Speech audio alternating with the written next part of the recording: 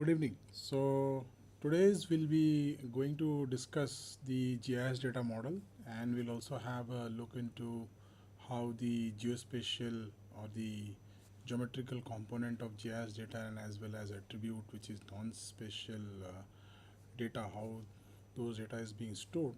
And so that's the basic objective of today's lecture. So in general I have set up a few set of objectives. So after completion of these lectures, you should be able to achieve all these objectives, especially like you should understand why do we need any kind of data structures, then what is the relationship, especially the spatial relationship and how it is internally represented.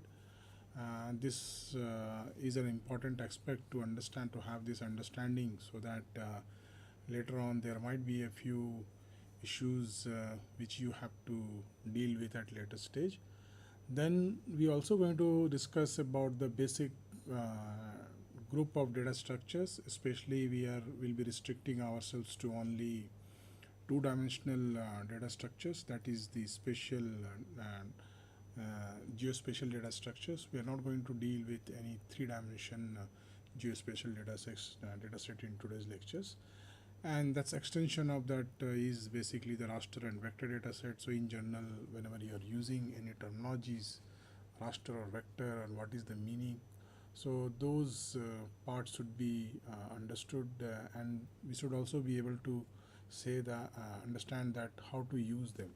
Then there are a few examples of those mostly or widely used data structures we'll be seeing, and also the standard or the basically the OGC standard. That's basically we'll be going to discuss today. So at the end of this lecture, you should be able to tell that what exactly what is why do we need a data structures. You should be also able to differentiate between different raster and vector data type, and its relationship, especially the spatial relationship, and one of the important properties which is called topological representations, how it is being done, that we will try to understand. And then we'll also look into that how the one data structures, basically let's say raster to vector or vector to raster data structure, whenever we do a conversion, so what's the impact of those conversions.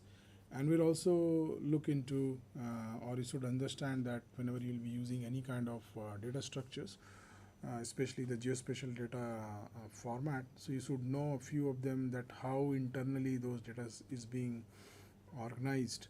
And so that's the basic objective in this course we are going to follow.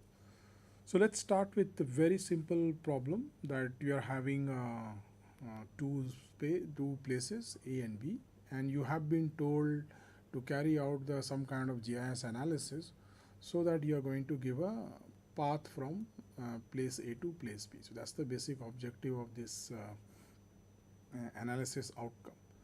So this problem seems very simple, and nowadays you have just a Google map using which you can just place two places, or basically you do a searching and you put two places name, and accordingly the spatial path is being shown on the map. So this is just an example of that.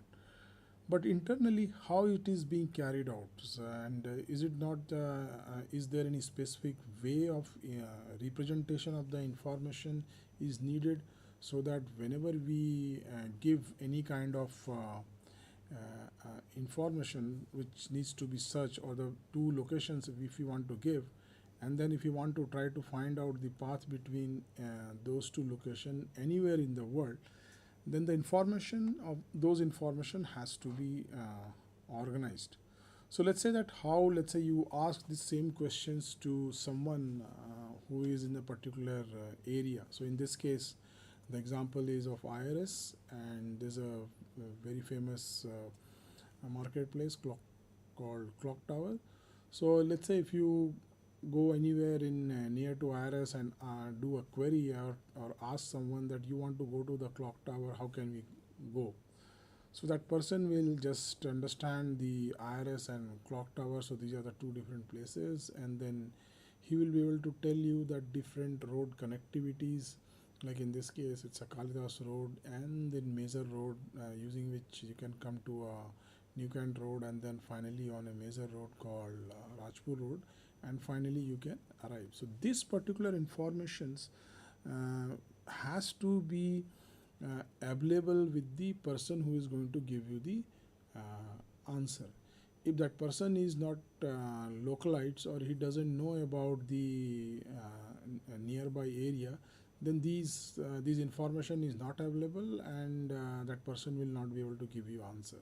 So these informations, whatever is there, if the person is having these informations, then he adds his own experience and tells you that how much time will it take. So that also is the additional information he can give you, and he will also give you the exact complete description that how you can reach out. So this is basically, that's why we call it as a human analysis.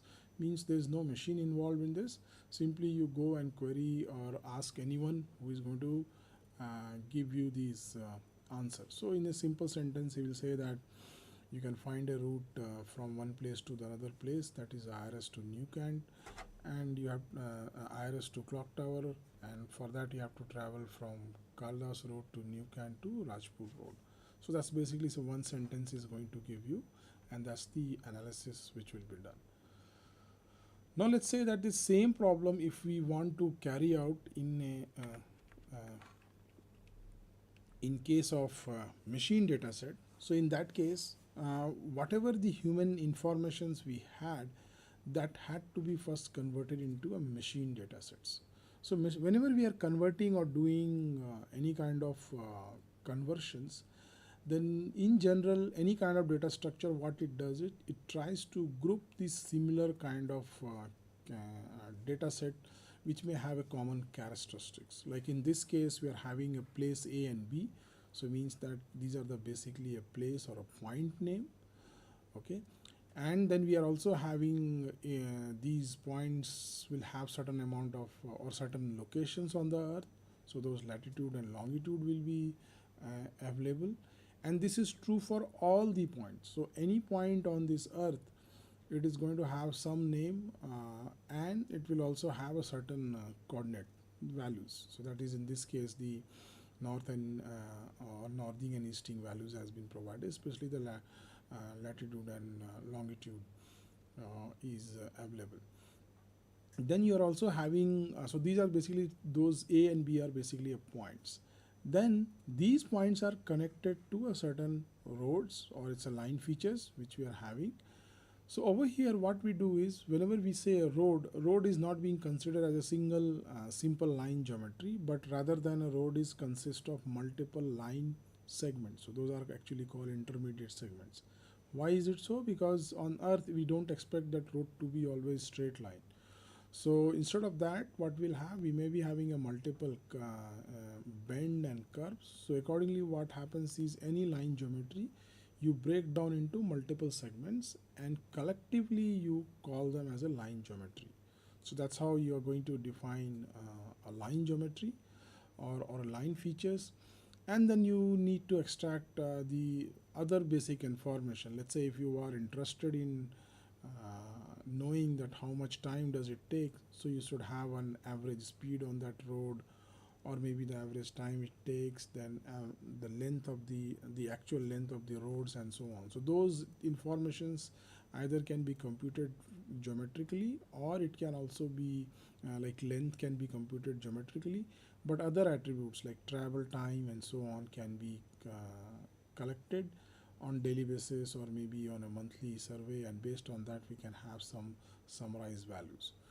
So these kind of characteristic is common to any kind of geospatial information. So it will have a point so in any kind of location on this earth, we will have a point or a line, or those points will be basically connected to a certain lines, and each of them will have each point will have certain basically coordinate systems, or the latitude or longitude in general, and then you will be having an additional attribute. So based on these, what you do, you combine, you can carry out the analysis. So this information has to be organized in an appropriate way, so that you can carry out the final objective, that is basically finding a path and locations. So over here we see that how the geometrical objects and the corresponding extra informations, which is basically attribute informations, are combined together and is being stored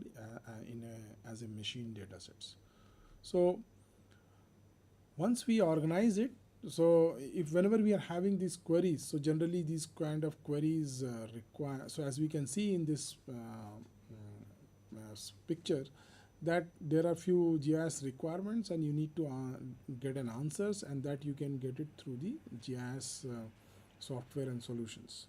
So over here what we see is that whatever requirement we have, first of all we have to the requirement has to be based on certain data set, and those data set has to be organized in a machine understandable format.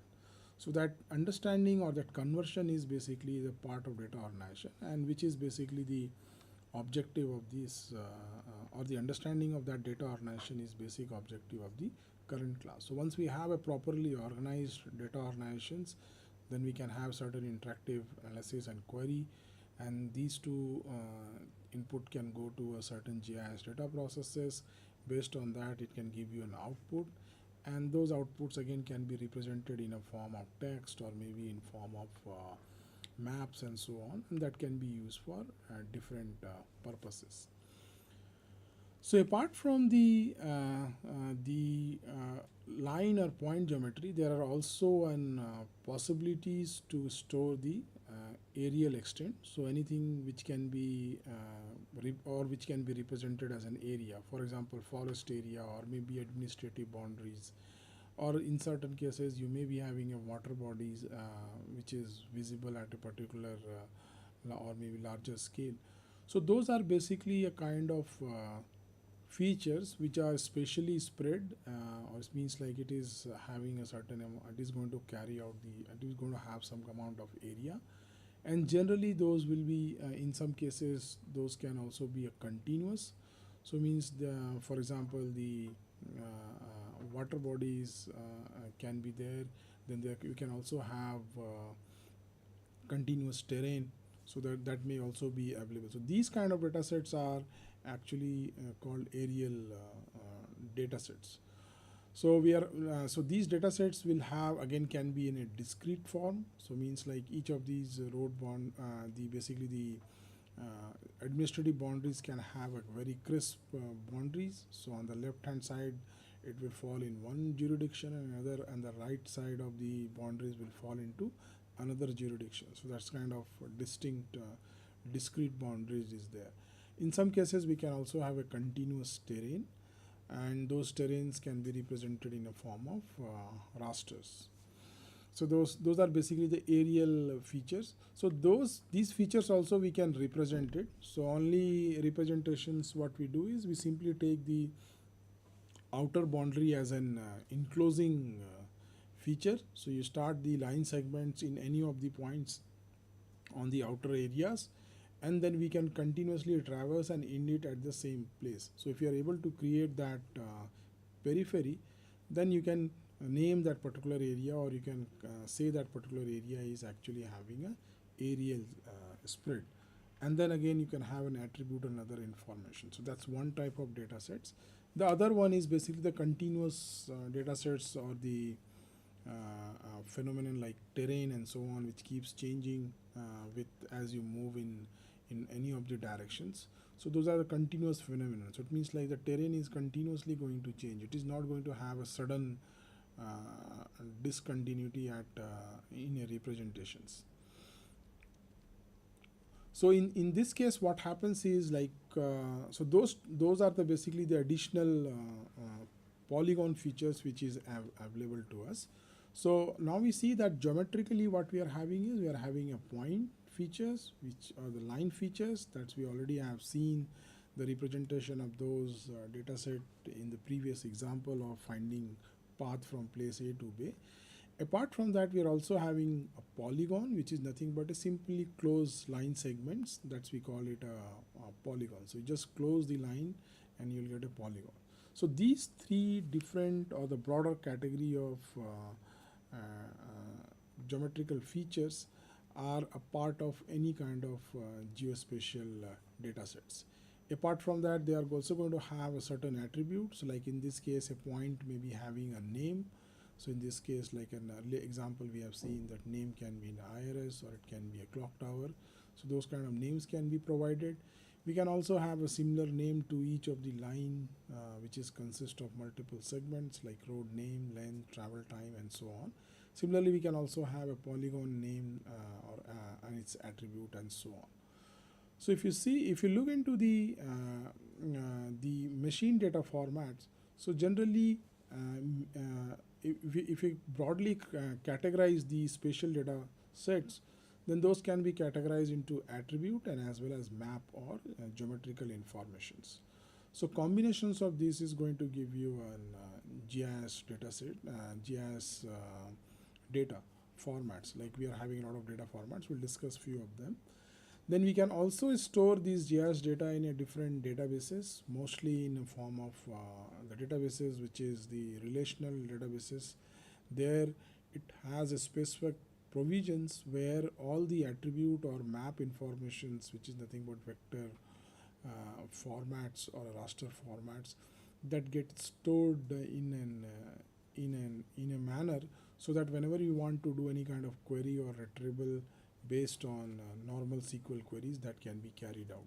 So those query or analysis is being carried out in a database languages. So the storage wise, there is an relational databases where we can store the GIS data sets, or we can also have a specific file format which will contain the spatial and as well as attribute data, either in a single file or in a multiple file or a group of files. And that can also, so in those format also we can have a data sets. We are also having a spatial data format which is called a tin. So we'll just look into the tin data structure at later stage, but for the time being you can think of that it's a kind of 2.5D data sets, where what happens is that the information is being stored in 2D domain, but the height is also being stored as an attribute, and which can be used for carrying out or creating a surfaces which can give you a kind of terrain or slope representations.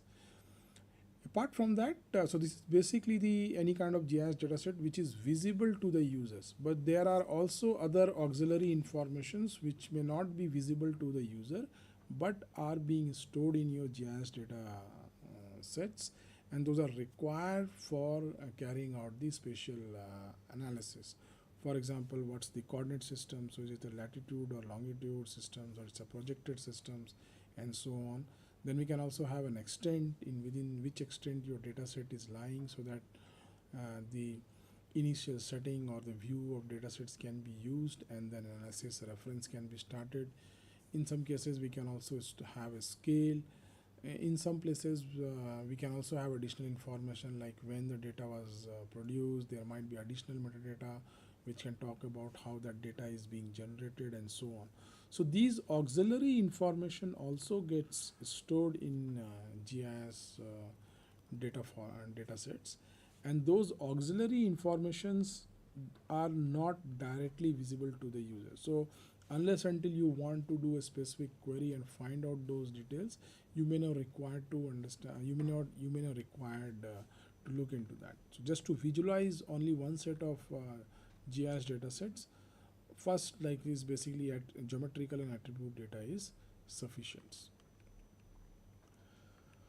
So once we have the data sets, apart from that there are additional, so informations, the auxiliary information whatever we say, we have seen earlier. So those are actually, a coordinate system is a must which has to be there. So this coordinate system may be in a geographical latitude or longitude, or it may be in a projected coordinate systems, like we are having different WGS84 formats, or those projected coordinate systems can also be used. And then the line features whatever we have, that we can store in form of point line polygon. the equivalent representation of these data set in a gridded format. So like we are having a coordinate systems, and then we can have in a grids, which is consist of basically a cell, and those cells can also be used for storing the information or the spatial information. We'll see more in detail in later case as well. And then we are having a tin data model. So tin is, as I said, like I said, 2.5 3D data, 2.5D data sets. Generally, it's called, because it is generally it's being stored as 2D data sets, but there are few manipulations can be carried out so that the irregular tessellations can be created, and we can have a view of 3D surfaces.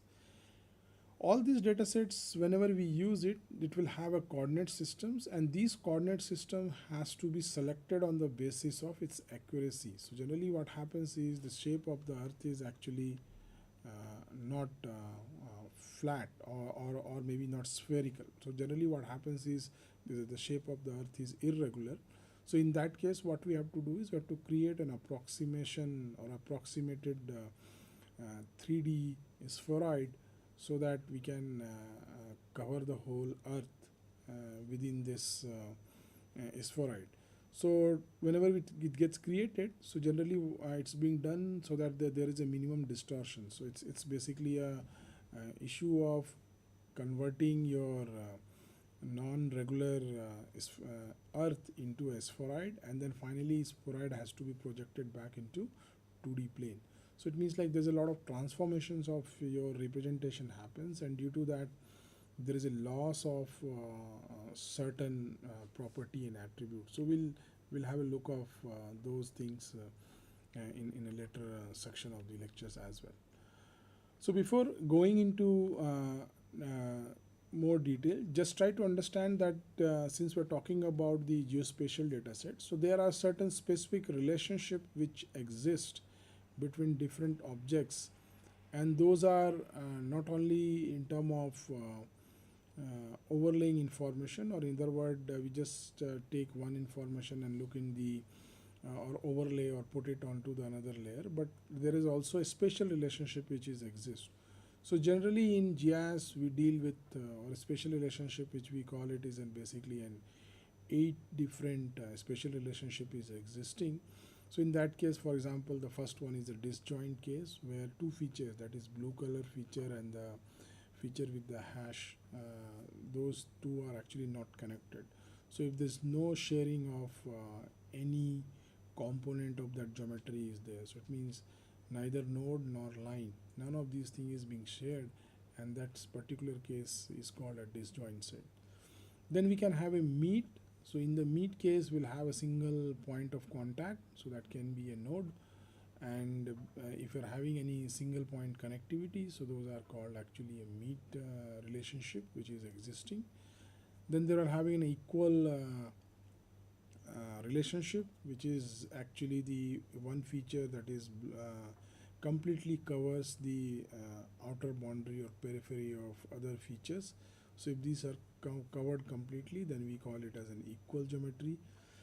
There's also an special relationship which is inside. So in the if we say something or any feature which is completely inside to another body or feature, then in that case they are not going to share any kind of nodes, but the feature will be aerially inside the other bigger polygon. So that's what we are seeing in this case.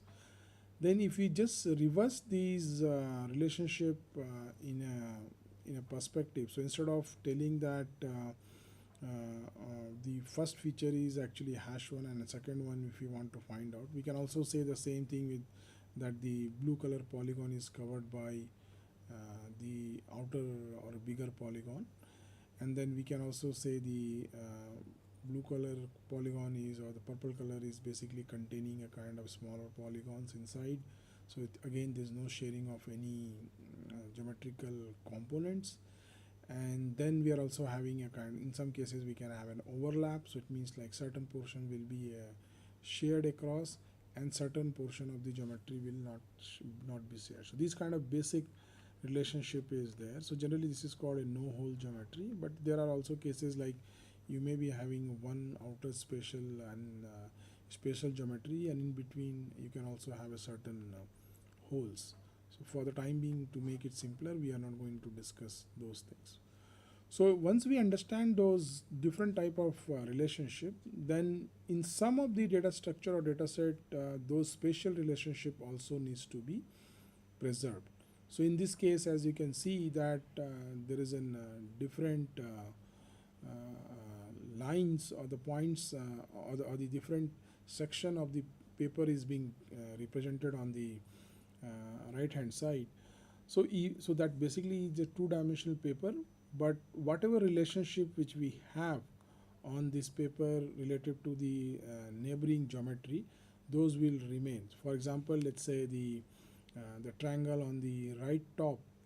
So the equilateral basically there are two triangles, the right angle triangles, and then we are having an those two right angle triangle is being covered by a single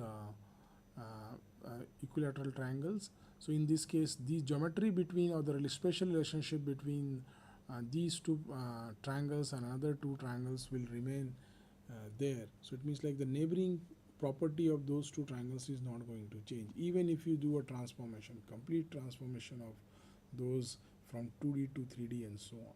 So these kind of relationship, if we so in general the GIS we or in any kind of topological transformation, generally when we say mathematically, it means like any kind of rotational transformations or any kind of transformation of the objects we do it, the relationship is not going to change.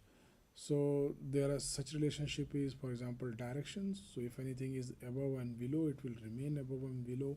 If the transformation is going to be done, certain feature is on the north or the south, so those kind of distance can also be, those kind of spatial relationship is should not be changed.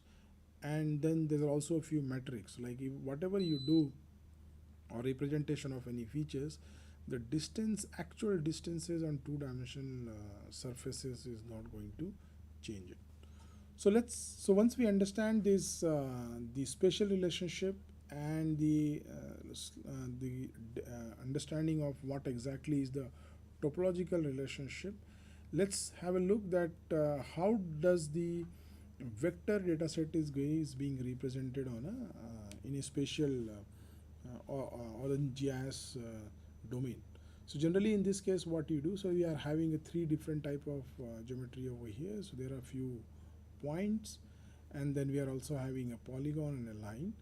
So if you want to represent any kind of data sets just as a part of any geometry, so it means like you define multiple points and then you create a line which will be consist of multiple points. So starting and ending point will be there, and there will be intermediate node list. So it's like earlier we had a discussion or we saw that there was a road segment. So road, each of those road junctions or connections will be there. So starting and ending road nodes will be there, and in between the small segment which will have a certain intermediate points, and those will be basically has to be read in a sequence to cover the whole line objects. Then we can have a polygon also, which may be consist of multiple lines combined together, and that has to be covered. So that's how we can create a polygon. So this is basically the basic data structures, how it looks like, or it should be, or the minimum information should be there.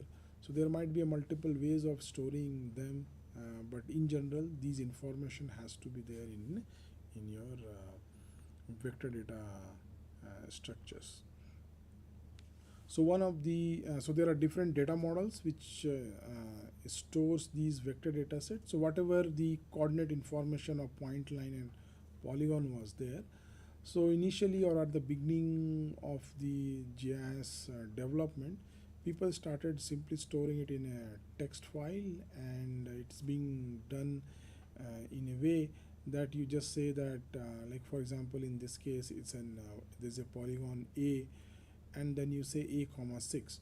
So 6 as soon as you say, so it means like it is going to have that polygon A is going to have 6 different lines, and these lines will be again given, or their coordinate starting and vertex will be given in that sequence. Like first point of that geometry is at 1 comma 3, so that's the first point which will be considered. Then the next is basically 1.8 and 2.6 and so on. So all the 6 points which is all the 6 point which is part of these the edges of this polygon are listed in that sequence. So if your software starts reading the polygon, so it will look into polygon and corresponding number of points or the nodes which is a part of this polygon, that it will get collected in that sequence, and it can reconstruct the polygon accordingly.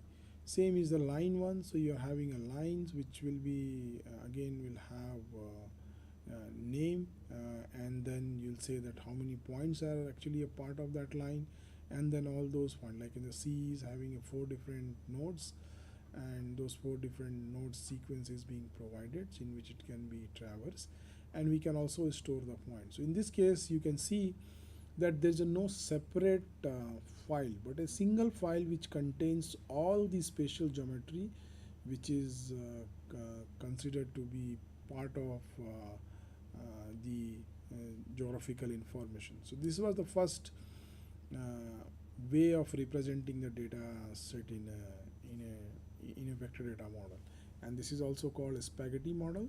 So means you are having a multiple polygon, each of them will be stored, but there are a few drawbacks in it. So the drawback is that if you trying to store let's say there are two polygon A and B, and if you want to store polygon A and polygon B both, then in those cases all the nodes or the points which will be shared between them will get repeated. So the repetition has a lot of issues, like it will take some extra amount of space.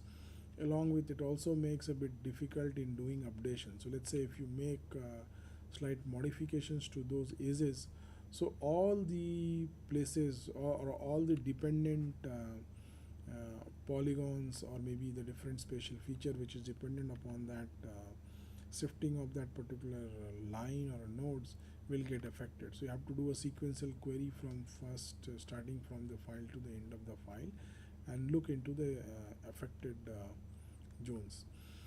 So that's basically the problem with that. In general, there are also a few data structures, like for example the E0 file for E0, or the next level, which after the spaghetti model and later on the data structure started evolving, and then we ended up with having a file format called E0 file format. So in this case what happens is that you store all those point line polygon as we had stored earlier, but apart from that we also store some additional information. Like for example, we are having a geometrical representations, and then we also say that this particular line is being bounded by which of those polygons. So like in the example over here on the left hand side, we say the arc 1 will having the node basically 1, and the end node is 2. So on the top line or the horizontal line which you see on the left hand side, it basically gives you the starting and ending point of that node. So that basically is the direction is a part of now the topological part of your linear geometry. Now you can also have the representation of the data set in case of polygons. So generally polygon is also called a simplex 3 level of geometry, where you store the arc and corresponding left and right side of that polygon is also being stored. So once you store these informations, then you can have a topological relationship that which of these features are actually on the left and right hand side, or which is the starting point and ending point of the nodes, and that again the neighboring relationship is being preserved, which can be used a lot of different analysis. And this becomes an important part of GIS analysis, especially in the cases where we have to carry out the topological query. For example, let's say you're having a road and you have to do expansion of that road. So on generally the expansion of the road happens equally on both the side, but at certain conditions. For example, there may be a places where road is being bounded by certain canal or something, or maybe the residential areas. So the expansion is not possible in both the direction, but only in one directions. So in this case, you have to carry out the spatial or the topological queries, so that you can say only left hand side you create a buffer of 5 or 10 feet, whatever measurement you have, and accordingly the buffer is being built in that directions. So this becomes an important property. This also stores, since in this case you are going to store only a single edges informations, there are no repetitions of the other data set like starting and ending point for all the polygon are not being stored. So it means like if you do any kind of correction, that will be faster, easier, and can be done easily by just changing one particular table. So the topological data set, whatever we have seen, that gets basically further expanded in a form of like dime data format or vertex query format, and finally it gets represented. So in all of these data set, we see that basically the topological relationship is being stored in a separate file, and the normal geometric relationship is being stored in one file. Only slight modifications which has happened, like in case of vertex geometry, is that it stores all the points, so that's called basically a point or vertex file, and then their relationship or which is existing, which is those vertex may be a part of a single point, or it may be a part of line, or it may be a part of polygons. So these extra information is being stored in another file. In the dime file format is there, which is having a file like one, which we are having it, but apart from that it also stores the topological relationship. So as the dime is having a topological relationship, so accordingly there is no duplication of the data set is going to happen. So in the commercial software where this model is being implemented, and which has 4 different files, for example, those are called an E0 file format, or those are basically a part of ArcGIS initial versions data structure, so which had a lot of file part as a part of your one single geospatial file. So one spatial geospatial data set has to be represented by 4 different separate files. So combination of those files used to give the combined effect of representation of these spatial data sets. So those were basically a coordinate of nodes file, so which contains basically a list of arcs. Then you are having a topological relationship, so it is being stored from each of those arc, which is the left and right. Then we also have an polygon topology, so it's a reverse mapping of those data set also being used, and the corresponding node topologies, which is nothing but all the node which is part of which of the arc, or basically the line segment that is being stored. So these are basically also called a polyvert data structure, and was used mostly in ArcGIS format. So those are basically the different ways of storing the line point polygons. And we have seen also data structures which is called a raster data format. So in the raster data format, what we have to do is we have to store the information or the continuous aerial informations that can be stored. And in this case, the storage has a very specific arrangement of the grids. So like in this case, you're having a rectangular grid which is having a 9 by 9 rows and pixels, rows and columns, and each of these cells are basically called a pixel in general. So the raster grid is being represented in this format. So whenever you want to create any information, so you need to consider that that information is located at the center of the cell, and that is being considered. So it means like there's no possibility of storing the information within a grid anything away from the center. So whatever raster grid is going to have, it is going to have a single values concentrated at the center. And the center of the grid. So generally, the center of the grid will be at the half distance from the four corners of the grid, which is there. So this is just an example or representation of the same spatial data format, but in form of raster data set. So as you can see, when we try to represent the geometrical objects in a raster format, due to the limitation of representation of a single cell, what happens is that this geometry of that particular feature gets distorted, and you see that each of the cell will be is being considered as a which is being covered by the whole cell. So these are the few drawbacks which we have to understand, that in case of vector files, what we can do is we can store the different nodes exactly as it is being represented on a coordinate system. But when you do a rasterizations, or if you represent the same information in a raster one, then the whole grid is being considered as a part of it. So the line basically is being, or the point is no longer a point which is existing in a grid, but rather than it gets converted into a cell point. Like in this case, the first point is there, which is being represented in yellow color, so it becomes a grid shell. Similarly, line at the bottom, or the red color line which we are seeing, is that gets converted into a couple of grids, and those grid needs to be traversed in a sequence so that we can interpret it as a line. Similarly, polygon is also going to have the outer ring, that is you are going to traverse throughout the perimeter, and along with that it will also have a filling point, or the in between you'll be having a points. So combinations of those grid cell is going to be called as a part of a polygon.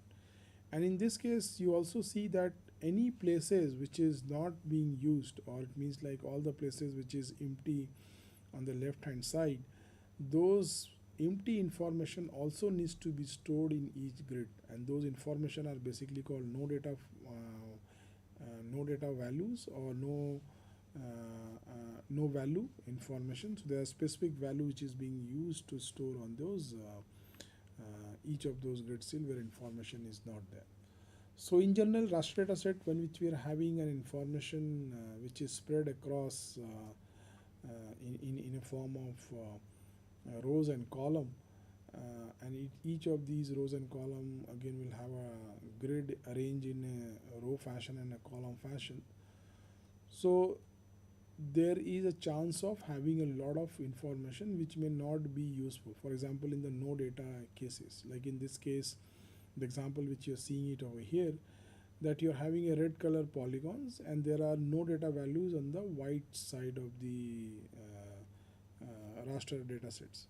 So all the places where we are having a continuous non-data values, if you start storing, so there will be a quite huge storage requirement. For example, in this example we are having 8 rows by 8 column, so means you are going to have 64 different cell, and each of those 64 different cell again corresponding values needs to be stored. So it means like there will be a lot of informations, a lot of space it is going to take. Now there is another way of doing this. So this information, what it does is it looks for the starting and ending point of the row and column where actual information is there. For example, in the case of the left one, what we are seeing is that there are starting point of 1, 3. So that's the starting and the top corner of the features. Like in this case, we are having a red data point. So this is basically starting point over here, and there are 3 different cells which is again going to have an ending. So this is basically going to be stored. Like in the first cases, we are having starting of the features, and then corresponding there are 4 different cell has to be used. So how many cells which you are having it in the first row, we are having total 8 cell with no data value. So in this case, the no data value is being represented as a 0. In second rows, we are having a 4 cell with no data value, so that is being stored. And then we are having 1 or the value at 1 comma 3, so that is being stored. So it means the red color is being represented by a 1, and there's a continuous arrangement of 3, and then again we are having a no data value. So if you add all of them, the total number of storage information is no longer to have 64 cells information, but rather than only values which is lesser than that. So this is basically called a run length encoding, where row wise how many cells are going to have different values, and according the list is being created and is being stored. There are other ways of storing it, for example chain encoding. So chain coding, what we do, we store the outer values and then we give the direction movement. So we can say that on the first cases we are storing, let's the first starting point which we are having a 5 comma 2, and then we have to move. So this is the starting point, and then we have to move eastward through 3, which is being represented as a E3.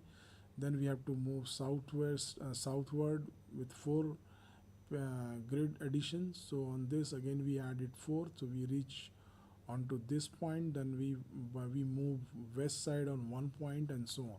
So this basically creates the outer boundary of the pixel, and that's how the chain encoding is being done. So in this case, the assumption is that the polygon, the outer boundary is being stored. The internal, all the pixels which is a part of this polygon feature will be stored. So all these are basically useful for storing the polygon or spatial, especially the aerial features in a better and compressed format. So if you see, chain encoding is slightly better compared to the run length coding. And then again we are also having there are other encoding informations, for example block encoding, where what it does is it looks for the largest block size of even rows and column, which contains the informations. Like in this case we are having a block size 1, which is 9 by 9, which is 9 grids, 3 by 3, and starting point is basically a 5 comma 2 points. So that's how this is being stored. Similarly, we're having a single point grid, that is a one single cell, and then we are also having a 2 by 2 grid size, and so on. So these are the basically the representation of those raster data sets. And then there are a lot of compression techniques. One of them, and quite widely is being used, is the quad tree. So in this case what you do, you start taking the whole data set and you divide it into a subsection till till the point where you reach to have a homogeneous or a similar kind of feature present in that domain. So like in this case, the first v 16 by 16, or the in this case 8 by 8 rows and column grids are being divided into four sections. And as you can see that the left top blocks, which is having 4 by 4 pixels, and all of them are in yellow color. So after that there's no further dissimilarity is there. So on the basis of that it stops there, and it gives you the information stored for that particular block. In other cases, so in this case orange and red is going to stop it at level 1 itself, but in other cases it has to be further divided, so that the top right and bottom left cell, whatever we are having, those portion again gets subdivided, and then further it gets divided. So this is basically helps in representing a larger amount of information in a smaller or compressed format. So these are basically the compression techniques which is being used for storing. So we have seen basic representation of rasters, vector data set, how it is being organized, and as well as a few basic principle which is being followed for storing the raster data sets.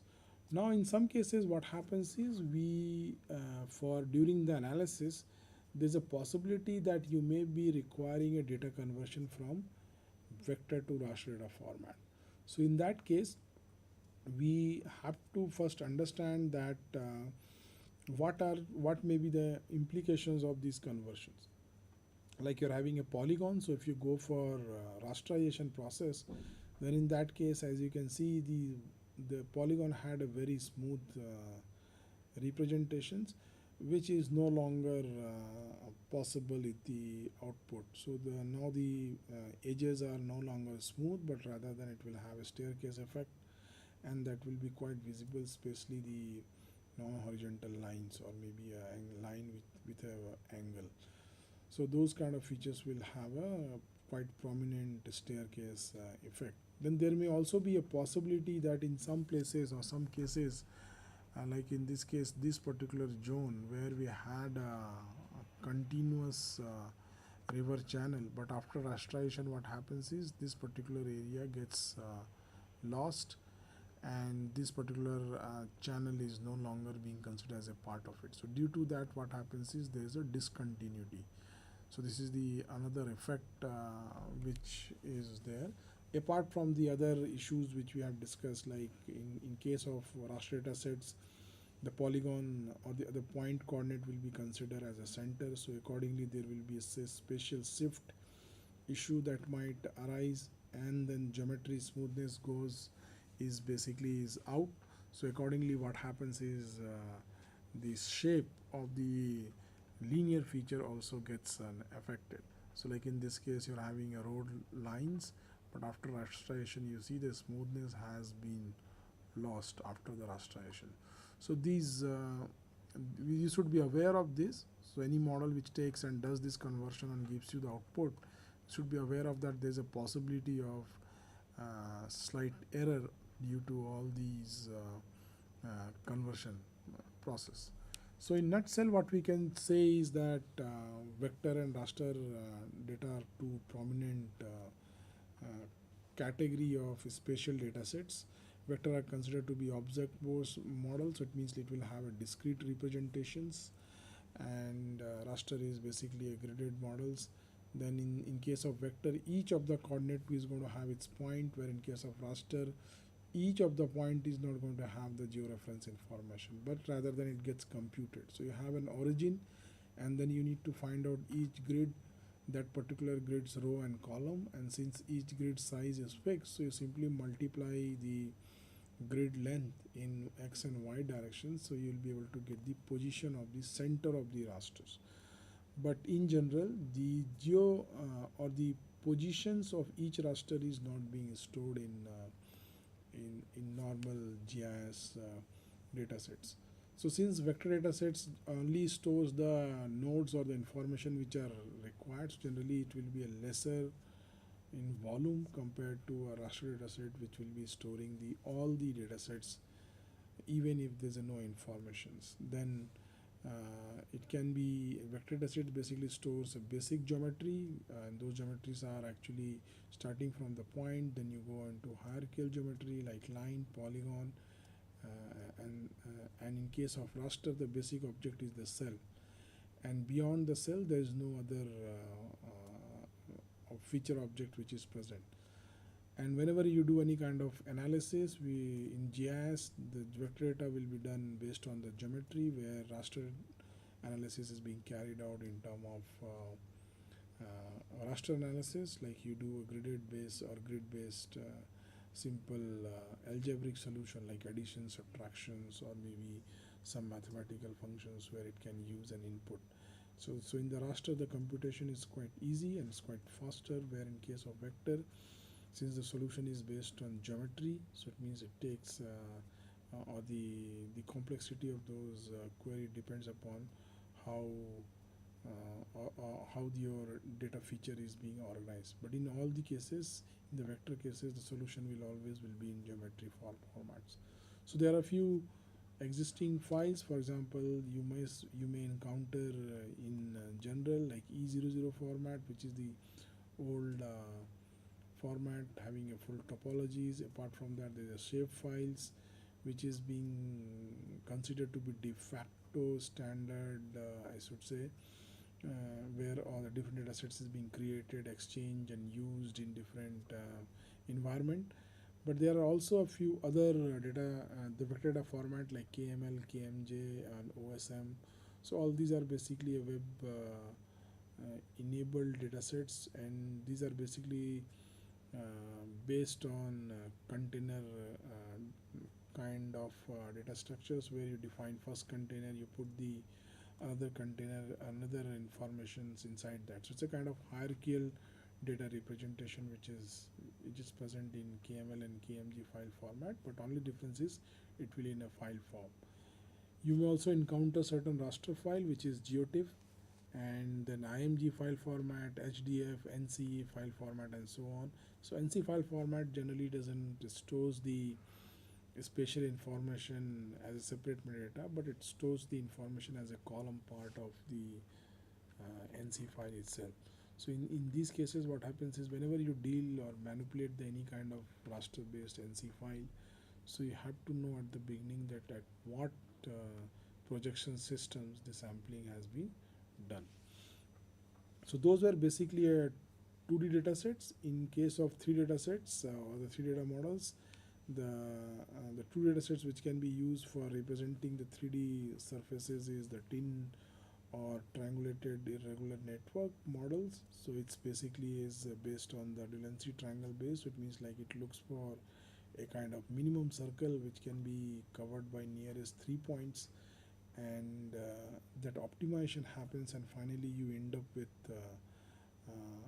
representations which gives you a tessellated or non-irregular tessellation of the surfaces, and that's being called as a tin. So all the information which is present in a height is being stored as a part of your attribute in a tin file. So this is just an example of the same data sets, like you're having the tin which is given at the bottom, and on the bottom left, and there's a corresponding triangle, and the different node of those triangles is being used or is being computed for representation of the tin. Then there are also other specific project specific or the application specific data models. For example, in some cases you may need to store the multi instances of the same features, like those are the temporal analysis will require. For example, let's say you want to study the how the rice growth pattern is there in month by month basis. So in this case, what you do, you start using the data set available maybe every 10 days and so on, and then you can look for an identification or classification of different category of that satellite imagery, and then finally you can create the stack of all those data sets for doing a query. So they are basically called a snapshot model, generally based on raster grid or the grid based systems. Then we are having a space-time composites. In this case, you store the things which gets changed. So you store the smallest features, and then you look for the time when one portion of the feature has been flipped into another one. So that's basically space-time composite system which gets created, and this gets also extended in terms of ST object models, where each of those events and their time is being stored. So these are basically specialized representation of the data structures. So those are basically representations in a different at the projects level. Same way we can also have a process defined models, for example, and accordingly the storage can be done. For example, in case of geomorphological analysis, there will be a process data sets or different input material which is required and so on. So that can be arranged in a form of hierarchical structure data structures, and that can be used for a representation of processes. So those representation also followed the kind of evolutions which we had. So earlier we had dealt with file systems, then we had a network and hierarchical database management system, which is very similar or inspired with the representations required as we have seen in earlier cases, where we have network network kind of representation of the data sets. Then we had further evolutions, which was basically object oriented and relational databases, and later on relational database or the GIS spatial datasets, which is being embedded or which is basically being also served through traditional relational database management systems, became quite popular. And the reason for that was because relational databases was quite popular in the market. So we all need to identify or create a few data structures so that the point line and polygon can also be stored in terms of relational tabular format, and that has been used. So PostGIS kind of extension which is being used for storing those informations. And nowadays we're also having an object relational database model where the relational and as well as object properties, both of the informations can be stored. And then we are having nowadays a flat file based systems like park tree and so on, which can be used for big data analysis. So in the databases cases, the earlier whatever we have seen, the representation of the geometrical and feature objects. So what we do is we have to store these information and combine them with the help of a key. So like in this case, for example, we are having a special geospatial features of different wards, and each ward is being distinguished by different ward number. And if you want to get the attribute of those wards, for example, what's the name, how many people lives and so on, that is a separate files which is actually in databases. So you can do a common key to join them and to get a full query. So generally the SQL based query is being used for building this whole relationship, and then we can carry out a relational based queries to find the answers. So this is, so now we'll look into a few data or the file based database, file based spatial or GIS data file formats, which is used quite widely. So this is just a snapshot representing the different uh, ways of representing the spatial data format in one of the ISRO file format called personal geodatabases, where you have polygons feature that is a part of feature classes, or it can also store the raster data set. All of them can share the same spatial extent or spatial the CRS or the reference systems. It can also stores the network data sets. So means there's a specific topic called, or there's a specific analysis called network analysis, where so it means like it can also store the network data sets apart from traditional or standard GIS data sets. Then you can also attach flat file based systems where we can connect it to the, or maybe do a joining for the spatial data sets and so on. And that is also possible in case of logic the geodatabases. So it means like this gives the all the different possibilities of storing the data set, and this view is actually a part of representation which you'll see in a file or in the software at the front end. So at the front end only you will be able to see this logical representation, but on the back, if you look into exact folder and try to see the data set, then it will look completely different. And this will have a different subcomponents where it will have some kind of extensions and like .dat and .adf and so on. So those are some of the files which are required to represent the logical view which we have seen earlier. So this is basically a geodatabases. Similarly, we are having so in general we can say the geodatabases is a kind of container based object or object based databases which contains the spatial features, different domain, and in some cases validation rule as well as a constraint can be created.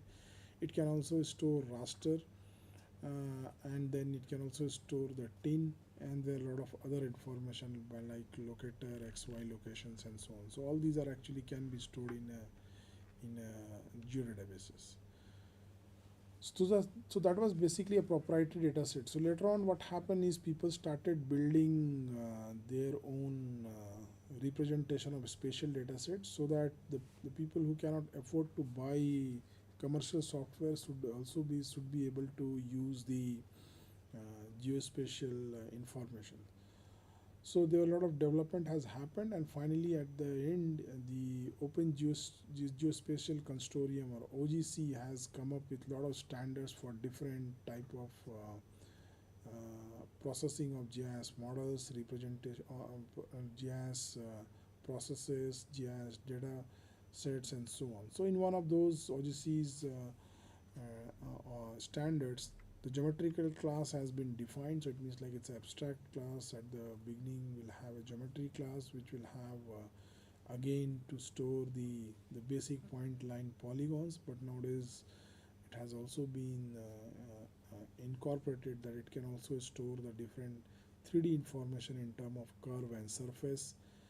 And the best part is that it can also store the different type of features also. So I did not have to have a separate file. For example, let's say I want to have the complete path which from the starting from point location A to B needs to be stored. So in the earlier cases, we have to have point as a separate representation of the data format, then polygon as a separate has to be there, and then line has to be separate. So in those cases, those format will be different.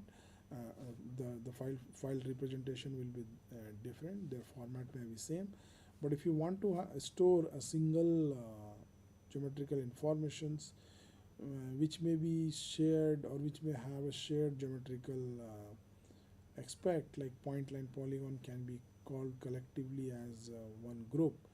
So those kind of things has also been added in feature class, and then it also stores all the different type of topological relationships.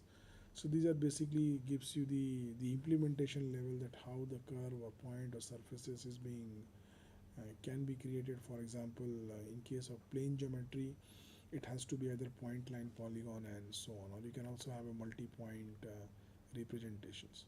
So these are the few examples where we can store the similar type of features, or we also call it the homogeneous multi-part features.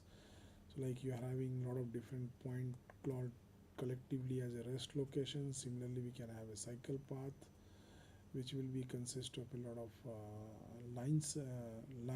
Then you will be having a multiple polygons representing as a department, and there may be also possibility of different type of non-homogeneous geometrical objects, like you can have a point line polygon also.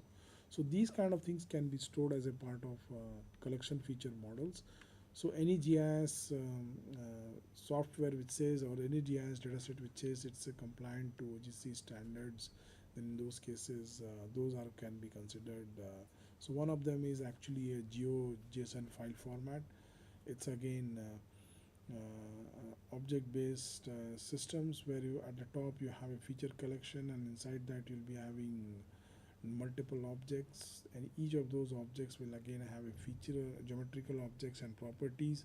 And geometrical objects can be homogeneous single line polygons, or it can be also a collection of the lines. So this is basically a text-based file format. So if you want to just open the GeoJSON file, simply use the generic notepad and you can see the different columns. So manually also you can make corrections to this GeoJSON file. Only thing what you need to keep in mind is that final output also needs to be compliant with the representation of the GeoJSON file format. Then there's another popular file format which is nowadays is being used, which is called a GPKG file format, and this is a part of open source GIS software like QGIS, which is now having a default file format set to a geo package. So what is GeoPackage? It's basically a small RDBMS based on SQLite, and it stores all the properties, data set, that is basically attribute and spatial information, everything in a single file. So the idea it was built is that earlier there, in case of multiple file, if you want to carry or do some kind of modification of those data sets, then it can become difficult, because managing multiple file at the same time may be difficult. So in that case, the single file container based system like GeoPackages can be used, and they can also store the different type of binary file format, like within the geo packages you can store the images and text file, documents also as one of the boolean column. So on the right hand we see that there are software which says or which claims that they are geo package compliant. So it means there are certain sections which needs to be at least minimally filled. So all those core color are actually part of it. The additional blue colors can be some in some of the advanced file format or software which may support the other OGC standard which is demanded by GPKG file format. And this is the another quite widely used file format which is called KML, the K Markov language. So it's basically XML based file format. So it's basically contains the representation. It has a very similar representation as we had in GeoJSON. Only thing is that it used to be get stored in an XML file format. So all those were basically a part of your basically the GIS data models. And with this, actually, I'm going to end the current session. So if you have any questions now, so we can take that